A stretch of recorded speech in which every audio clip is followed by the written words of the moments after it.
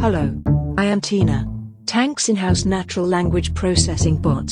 In this episode of the Tank podcast, I will be reading Masoud Golsorkhi's editor's letter from our new 2019 travel issue. In his letter, Golsorkhi tracks the fervent romance between the car and capitalism, a toxic couple held together by their common desire for mobility and catastrophe. Capitalism and the car were the golden couple of the century-long consumer age. While capitalism is much older than the car, their relationship has been a true romance.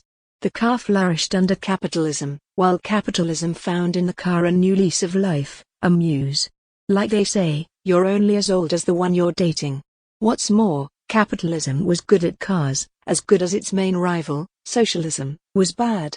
Socialism might be good at science, health, education and even make better nuclear submarines, but it had nothing on the gorgeous supermodels from Detroit, Munich or Nagoya hanging on capitalism's arm. By embodying ideas such as speed, transposition and transformation, the car conveyed the explosive expenditure of energy, the sense of boundlessness that capitalism promised. Simply put, the car was a symbol of individual freedom and an escape from the cobwebbed cave of sameness. All around the world people dug up their ancient fields and abandoned their revered traditions to welcome the car with fresh tarmac. In the early days of the 21st century, now almost fully globalized and entirely deregulated, capital was at the wheel and had the wind in its hair.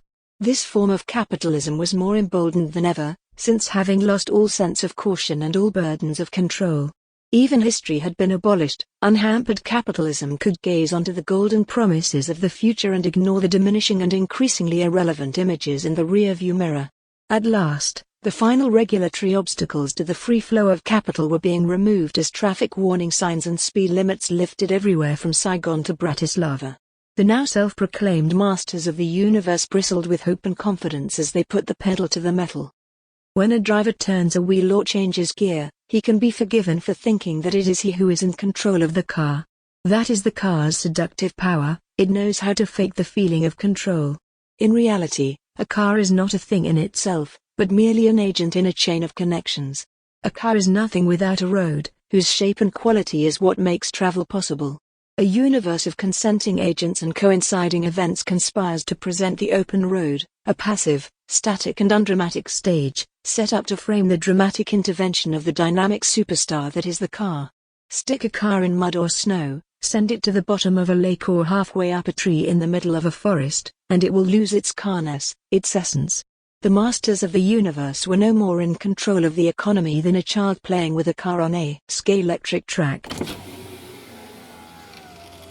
By 2009, the car was in the ditch, and globalized, financialized capitalism was coughing up blood, with extensive internal bleeding, at least 2 broken ribs and a smashed knee.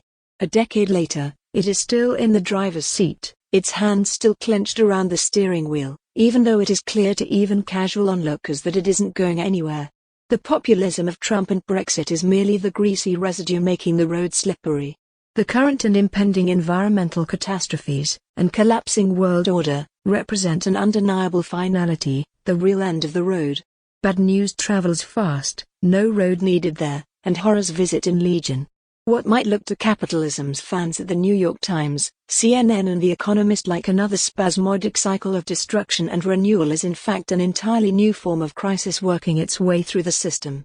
No wonder they are all so spooked. Will there soon be nothing to hope for, but hope itself? Those who remain faithful to the golden couple are in shock and denial. They keep replaying the smash in their mind's eye, hoping they might see a different ending. A green politics that thinks capitalism can stay at the wheel hasn't fully understood the crash. A true green agenda will amount to nothing if it is not radical. The decision to designate a new way forward is long overdue. It's time to look for new means of travel and new directions and values.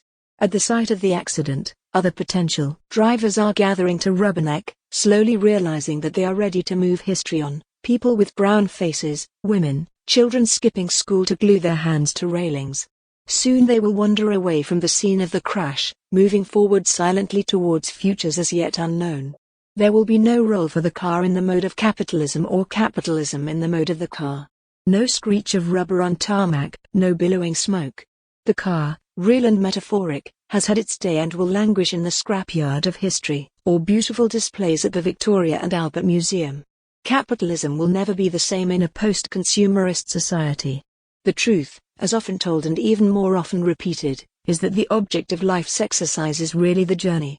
When the destination has so often been a crash, perhaps we should start looking for alternative means of transportation. Surely we can do better.